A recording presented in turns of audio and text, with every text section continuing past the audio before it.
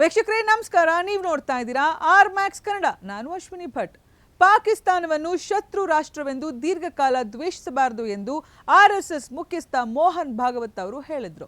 ಇದನ್ನು ಖಂಡಿಸಿ ಕಾಂಗ್ರೆಸ್ ಕಾರ್ಯಕರ್ತರು ಹಾಗೂ ಕೆಪಿಸಿಸಿ ಪ್ರಧಾನ ಕಾರ್ಯದರ್ಶಿ ಎಸ್ ಮನೋಹರ್ ನೇತೃತ್ವದಲ್ಲಿ ನಡೆದ ಪ್ರತಿಭಟನೆ ವೇಳೆ ಅವರ ಹೇಳಿಕೆ ಹಲವು ಅನುಮಾನಗಳಿಗೆ ಕಾರಣವಾಗಿದೆ ಎಂದು ಪ್ರತಿಭಟನಾಕಾರರು ಆರೋಪಿಸಿದರು. ಇಷ್ಟು ದಿನ ಪಾಕಿಸ್ತಾನವನ್ನ ವಿರೋಧಿಸುವ ಮೂಲಕ ರಾಜಕೀಯ ಲಾಭವನ್ನ ಪಡಿತಾ ಇದ್ದಂತಹ ಆರ್ಎಸ್ಎಸ್ ಮತ್ತು ಬಿಜೆಪಿ ನಾಯಕರು ಇದೀಗ ರಾಜಕೀಯ ಲಾಭಕ್ಕಾಗಿಯೇ ಇಂತಹ ಹೇಳಿಕೆಯನ್ನು ನೀಡುತ್ತಿದ್ದಾರೆ ಅಂತ ಪ್ರತಿಭಟನಾಕಾರರು ಆರೋಪಿಸಿದ್ರು. ಪಾಕಿಸ್ತಾನದೊಂದಿಗೆ ಸ್ನೇಹ ಬೆಳೆಸುವ ಕುರಿತಾದ ಹೇಳಿಕೆಯ ಹಿಂದೆ ರಾಜಕೀಯ ತಂತ್ರವಿದೆಯಾ ಅನ್ನುವಂತಹ ಅನುಮಾನವಿದ್ದು ಕೇಂದ್ರ ಸರ್ಕಾರ ಈ ಒಂದು ವಿಚಾರವನ್ನ ಗಂಭೀರವಾಗಿ ಪರಿಗಣಿಸಿ ಉನ್ನತ ಮಟ್ಟದ ತನಿಖೆ ನಡೆಸಬೇಕು, ಸತ್ಯಾಂಶವನ್ನ ದೇಶದ ಜನರ ಮುಂದೆ ಬಹಿರಂಗಪಡಿಸಬೇಕು ಅಂತ ಆಗ್ರಹಿಸಿದ್ರು. ಇದೇ ವೇಳೆ ಪಾಕಿಸ್ತಾನದ ಹೆಸರನ್ನ ಪ್ರಸ್ತಾಪಿಸಿದವರನ್ನೇ ದೇಶದ್ರೋಹಿಗಳು ಎಂದು ಟೀಕಿಸುತ್ತಿದ್ದ ಬಿಜೆಪಿ ನಾಯಕರು ಇದೀಗ ಆರ್ಎಸ್ಎಸ್ ಮುಖ್ಯಸ್ಥರು ಪಾಕಿಸ್ತಾನದ ವಿಚಾರದಲ್ಲಿ ಸೌಹಾರ್ದತೆಯ ಮಾತುಗಳನ್ನಾಡಿರುವಾಗ ಮೌನವಾಗಿರುವುದು ಯಾಕೆ ಅಂತ ಪ್ರತಿಭಟನಾಕಾರರು ಪ್ರಶ್ನಿಸಿದ್ರು. ನೀಟ್ ಪ್ರಶ್ನೆ ಪತ್ರಿಕೆ ಸೋರಿಕೆ ಪ್ರಕರಣ ಸೇರಿದಂತೆ ಹಲವು ವಿಚಾರಗಳಲ್ಲಿ ದೇಶದ ಯುವಕರು ಪ್ರತಿಭಟನೆಯನ್ನ ನಡೆಸ್ತಾ ಇರುವಂತಹ ಸಂದರ್ಭದಲ್ಲಿ ಮೋಹನ್ ಭಾಗವತ್ ಅವರ ಈ ಒಂದು ಹೇಳಿಕೆಗೆ ಚರ್ಚೆಗೆ ಕಾರಣವಾಗಿದೆ ಅಂತ ಪ್ರತಿಭಟನಾಕಾರರು ಹೇಳಿದ್ರು.